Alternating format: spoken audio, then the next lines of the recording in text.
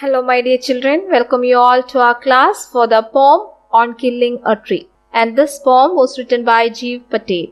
In the last class we have seen that this poet was just in a sarcastic manner just humiliating all the people who are cutting down trees. And he was just trying to say that it's impossible for a man to kill a tree. He need to do some heavy hard work in order to kill a tree. And also we have seen that he very clearly says that a tree grows after a long period of time, had a great grip on the earth, and the nature is providing all the amenities that is needed for the growth of a tree. And it is impossible for a tree to get cut or tree to get killed immediately. It will take time. Okay? As it takes years to grow, you will find it hard to put an end towards it easily. And also he says that a knife cannot kill a tree. And in this poem, he was just comparing a tree with a human being. Just like that's the reason why instead of telling cutting a tree, here he used the word killing or kill on, on killing a tree. So this is what he was trying to say. And now in the coming stanzas, he was just the irony, he was just telling that if you want really to cut down a tree, I'll just give you some tips how you can just put an end to trees. Okay, so let's see what he says in the next stanzas. Okay, so hack and chop, but this alone won't do it. Not so much pain will do it.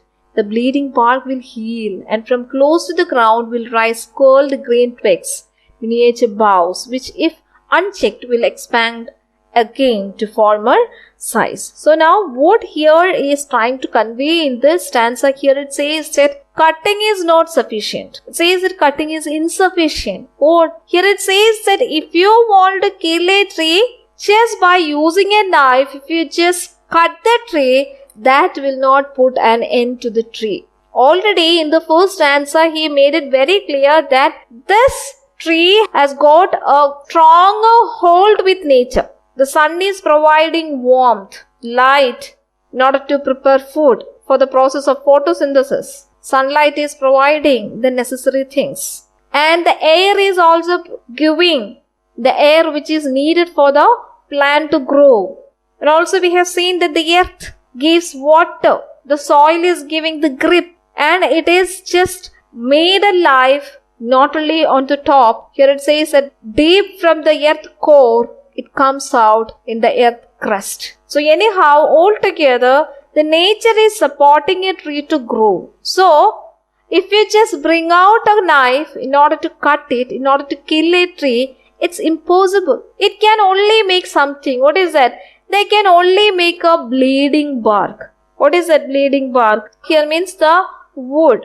The wood get bleeding. That is the fluid or the sap that oozes out from the tree when it got a cut. So just like when our body gets a wound or cut, what will ooze out? Blood will ooze out. So here it says that if you just chop or cut a tree using a knife, just like human beings, it also gives us what? It's sap or fluid. That will only make a bleeding bark. Actually, bleeding is a word related to humans. And now the poet is using this here to mention the sap or the fluid or the life or whatever that is coming from tree. Okay? It's comparing the sap with the blood directly. So here humans cut and chop the bark of a tree into many pieces. But that is not going to be the end. That will not or that cannot be said as a killing of a tree. Sometimes it will bleed. When you cut the tree, sometimes it will bleed, sometimes it gives a little pain. But the poet says that, what is that? Here it says that from close to ground will rise curled green twigs. What is that? If you hack and chop, hack means cut roughly. Okay? If you cut roughly, if you chop it, that will not help a tree to get killed. It won't get much pain. Sometimes it will bleed. And with the passage of time, what will happen? It will get cured. It will get healed, just like human beings. With the passage of time, our wounds or the cuts will get joined. Here, instead of getting joined, it will sprout out new saplings. Okay, so that's where it says that from close to ground will rise curled green twigs. That means from the point where the rest of the tree that is attached towards the earth, towards the land, from there new sapling will come out, new twigs will come out. They will give new sprouting, new leaves will come out, new branches will come out. And what is the poet saying? And that branches and that sproutings will not take much time to become a big tree. Within no time it will grow faster. It will grow, and after 2-3 months or years it will become like a big tree. Okay, so this is not the way if you wish to kill a tree. This is not done. You need to go much harder in order to kill a tree. If you cut it, again it will sprout, giving new saplings. That's what it says that miniature boughs. Miniature boughs means very small branches will come out. And if unchecked, if you won't check it regularly, it will grow faster and will expand again to former size. Former size means just like a big tree, it will grow faster with the passage of time. So mere cutting with a knife is not sufficient to kill a tree. The tree has got amazing strength to withstand with the situation. What is that? It has got ability to get healed soon, to bring out new saplings, to bring out new leaves, just like human body. Okay? As our human body also just respond and act wisely to get the wounds cured soon. The plants, the trees also have power to get its wounds healed soon and to sprout out new branches. See, new branches from the cuts. So, what the poet is trying to say that since this tree is having amazing healing strength and power, it's impossible for you to kill a tree. Killing a tree is a tougher job. It's a harder job. So what you have to do here? Then the poet says that no. The root is to be pulled out of the anchoring earth. It is to be roped, tied and pulled out, snapped out or pulled out entirely out from the earth caves, and the strength of the tree exposed, the source white and wet, the more sensitive hidden for years inside the earth. Now the poet says that I'll tell you how to kill a tree. If you don't know, I'll just help you out. This is a way of sarcasm that the poet is highlighting. It's just like a humiliating words the poet was just trying. If you don't know, I'll help you out in order to cut a tree. I'll just show you how to cut a tree. What is that? It says that don't use a knife to kill a tree. If you have the intention of killing a tree or putting an end to a tree, then you should do the following things. What is that? You have to tie with a rope into this tree. Then you have to tie it for, more stronger. Then you have to pull it out, because already we have seen that the tree is stuck closer to the earth, the core of the earth. Here in the poem it says that the cave, earth's cave. See here it says that and pull out, snapped out or pulled out entirely out from the earth cave. Earth cave means from the deeper part of the earth. Already we have seen that the tree gets its water. The tree just gets its water with the help of the roots. The roots are spread in an area. It goes on searching for water, the nutrients from the soil. It takes the manure from the soil and brings its life more nourishing. So what you have to do? Mere plucking doesn't work. First of all, you need a rope, you need to tie it, then you have to pull it out completely from the earth's core. That means you have to pull out the root. The roots are giving life to a tree. See how it goes? It just spread to a wider area until it gets water. You know, if you have cut trees, if you have plucked out the trees from your house or from your compound.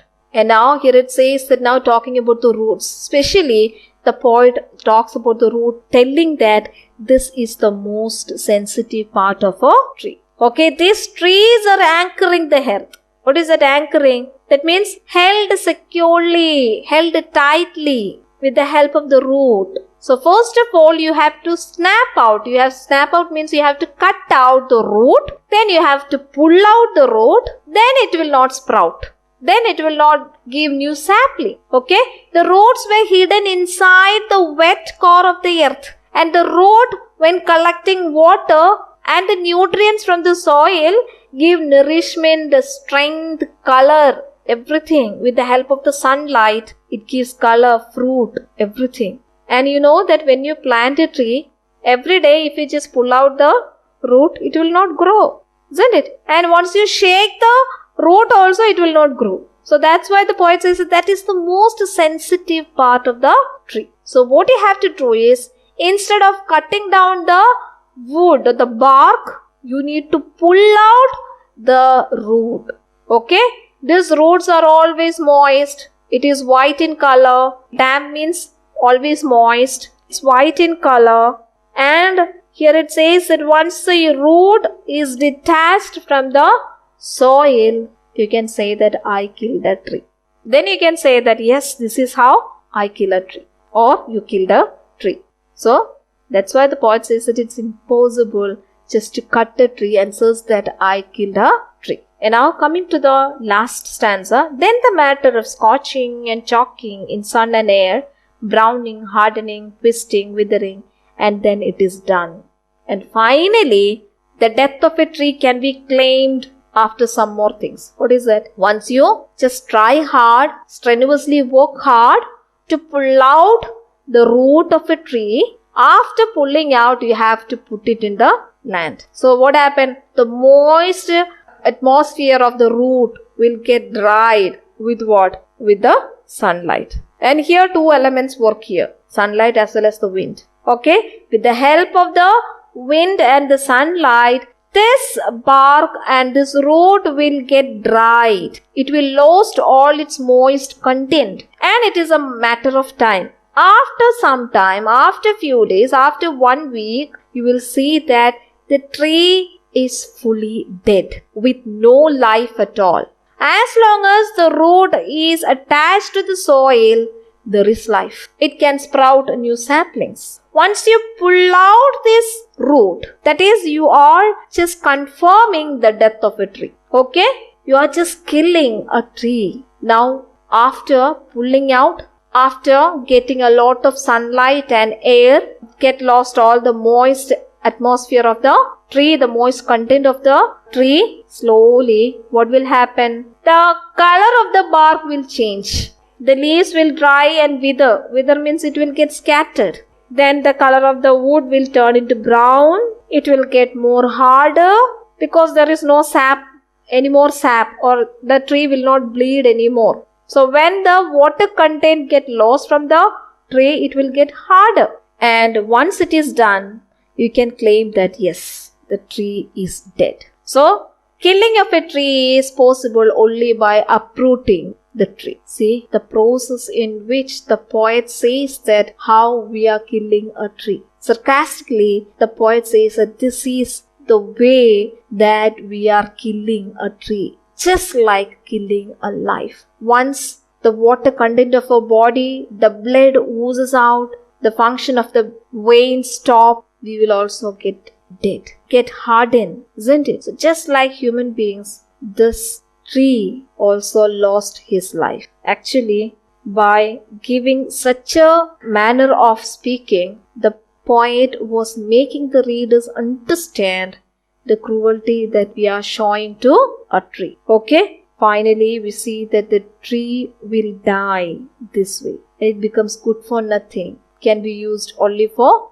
burning. Then also we are using it, isn't it? After the leaves and the branches will get dried, withered, the tree ultimately meets its death. So this is what the poet just trying to converse or communicate in the poem on killing a tree. Okay, this is a sensitive poem and the poet is trying to make the readers not to destroy trees, and he is comparing cutting a tree is equivalent to killing a human being. Just like we, the plants also take sunlight, water, nutrients from the soil to become a huge tree. not all of a sudden. It also takes time, as we people take much time to grow. When it becomes a big strong tree with huge trunk, with branches, leaves, everything, and after becoming a huge tree, mere cutting of a tree will not make the tree die. It will sprout again. The wish for the tree to grow more stronger will come out. But once you pluck out the root from the soil, after few days the leaves and the branches will get dry and it will wither. Okay, so with the help of the action of the heat and the wind, it will get twisted, hardens, and finally dies. Okay, I hope you understood the poem and what the poet was trying to convey. That is, he is persuading the reader not to destroy trees. Okay, and he's comparing the cutting of a tree with the killing of a human being. Okay, now for the poetic devices, the first one is enjambment. What is enjambment? Enjambment is continuation of sentence without a pause or stop in 2-3 lines. For example, the first line is continued till the second. What is that?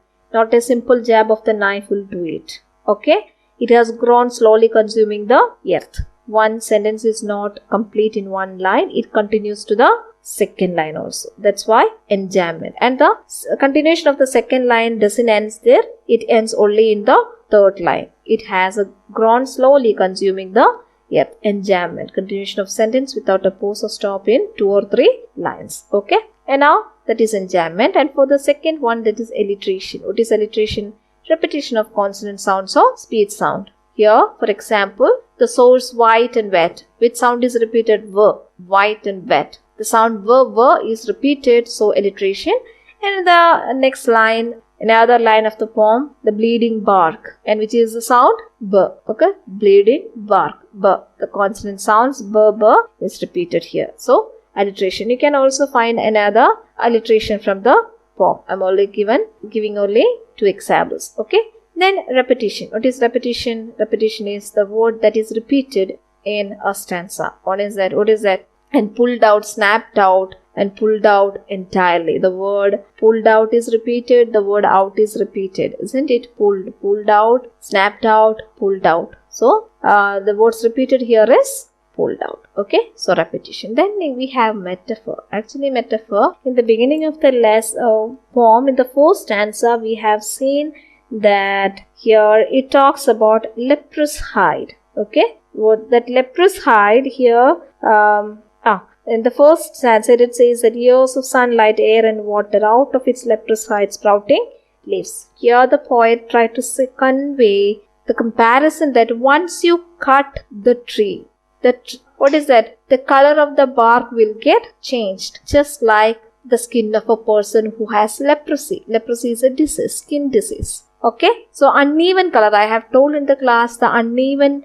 color that happens in the bark of a tree. Okay, and that uneven color of the bark of the tree is compared to leprosy that is seen in the skin of a human beings. Okay, so that's why leprous hide. Leprous hide means what is that? Uneven color, just like leprosy that is seen in the skin of a human being. So here metaphor is attributing full quality of one to another. So the disease leprosy and its color, the skin tone, is compared to the tone of the skin of the tree, that is the bark. Okay, then next one is bleeding bark. What is bleeding?